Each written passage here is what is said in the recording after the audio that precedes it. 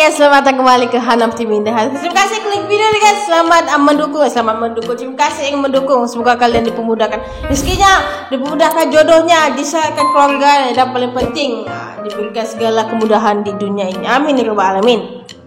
So guys, kita tidak perlu basa-basi, di mana ada salah satu pertanyaan ataupun kebingungan saya dari dulu tidak terpecahkan guys. Kenapa di Malaysia ni tidak ada pompes? Ni kebanyakannya ada di Indonesia. Sampai orang-orang Malaysia ni kalau mau hantar anak mereka, mereka hantarkan pompes ke Indonesia sekali. Sampai begitu. Aku tidak tahu apa istimewanya Indonesia ni soal pompesnya. Yang kita tahu kalau satu pompes ni ada beribu-ribu anak ya. Mereka semua bukan sahaja daripada Indonesia, Malaysia, ada Brunei, ada Singapura juga di situ. Pertanyaannya, kenapa di Malaysia ni tidak buat pompes? Ni salah satu video yang saya mau tengok. Pengalaman anak Malaysia ni, dia belajar di pompes beberapa tahun dan sampai selesai dan akhirnya dia pulang ke Malaysia. Pada MS Studio, 3 sebab saya pilih belajar di Indonesia. Ini sebab utama kenapa anak-anak Malaysia ni kalau namanya mau belajar agama, mereka akan ke Indonesia. Itulah kuncinya. Jadi aku pun kepo juga ya. Nampak lama-lama lah. Let's go to the video. Let's go.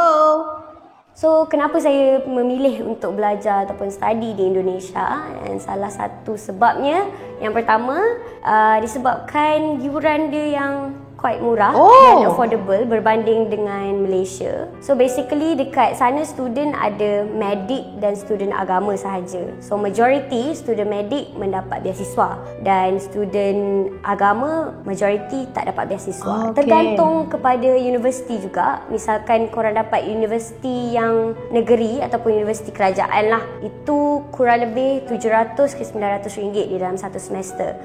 Itu tak ada apa-apa charge tambahan, add-on charge tambahan yang lain. So yang kedua, sebenarnya semua universiti di Indonesia, mostly universiti di Indonesia memang tak provide asrama di dalam kampus. So ini membuatkan kita ada pilihan untuk mencari kos ataupun kontrakan. So kos ni adalah bilik sewa dalam bahasa Indonesia. Kosan adalah bilik sewa dan kontrakan adalah rumah sewa. Sebenarnya guys, banyak-banyak pesantren ternama ataupun moden ya, maupun dia tradisional, tapi Indonesia ni dia selalu menjadi tempat pertama yang orang lain memilih untuk menuntut ilmu sebenarnya. Aku pun tidak tahu kenapa. Kita mempunyai choice untuk mencari sebuah tempat yang mengikut kita punya bajet sendiri. Misalkan korang nak cari yang tempat tinggal yang memang dekat dengan kampus, harga dia akan lebih tinggi sedikit, dan kalau jauh sedikit pada kampus yang memerlukan transport untuk korang pergi ke kampus, itu akan menjadi lebih tinggi lah. So yang ketiga, in case of emergency yang terjadi dekat family dekat Malaysia ni, saya boleh balik dengan cepat sebabkan flight yang banyak. Flight dia available kurang lebih satu hari sebelum COVID 7 hingga ke 8 flight yang available dalam satu hari. Dan tiket yang sangat murah.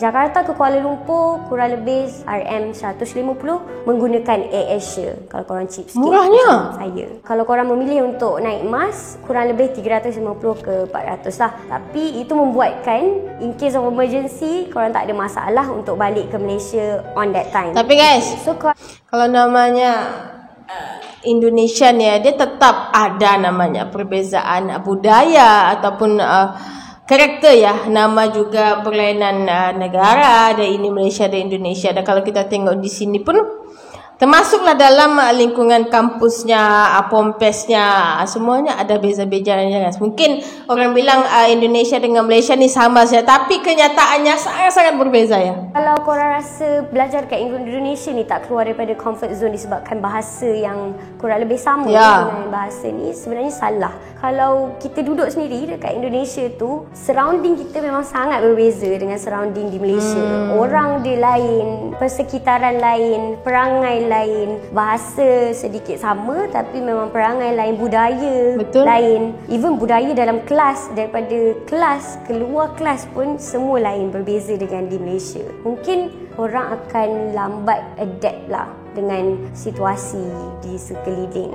Sebab kadang-kadang pemikiran dan pandangan diorang ni memang sangat berlainan dengan apa yang kita dapat, sebabkan kita dibesarkan dan dilahirkan dari dua negara yang berbeza. So konklusi dia, janganlah memandang rendah kepada sesiapa pun yang belajar di mana sekalipun, walaupun Indonesia ni taklah se-fancy kalau korang study dekat UK, US ataupun Jepun. Kuncinya di sini sebenarnya adalah di mana pun kita belajar. Yang penting itu adalah niatnya yang ikhlas ya dalam menuntut ilmu. Sebab kita tahu kalau namanya menuntut ilmu ini bukan sesuatu yang sangat-sangat mudah ya. Perlu ada semangatnya, ketekunannya dan juga yakin, sabarnya juga kena double ya. Jadi kita tahu kalau namanya Indonesia ni dia selalu dibelakangkan. Ni mungkin gara-gara mungkin tidak secanggih kalau kita belajar di UK ataupun apa. Tapi saya mengakuinya ya, banyak sekali orang-orang di sini, orang Malaysia, ketika mereka mau menyambung kuliah, mereka lebih memilih Indonesia. Adalah keunikannya yang mungkin di sana namanya ada pengalaman-pengalaman berbeza yang bisa didapatkan, dan juga di sana juga kita boleh belajar menghargai ilmu yang kita timba. Kalau saya pun guys, waktu saya ada rezeki mungkin, tapi saya tidak ada rezeki belajar lah guys ya. Mungkin kalau dulu kalau ada ya, saya sudah memilih untuk ke Indonesia. Tapi pendidikan yang kita orang dapatkan dekat Indonesia tu bukanlah ilmu yang boleh diremehkan. Memang ilmu yang kita orang dapat di Indonesia tu juga ilmu yang sangat-sangat berharga, even sampai ke sekarang. Masya Allah.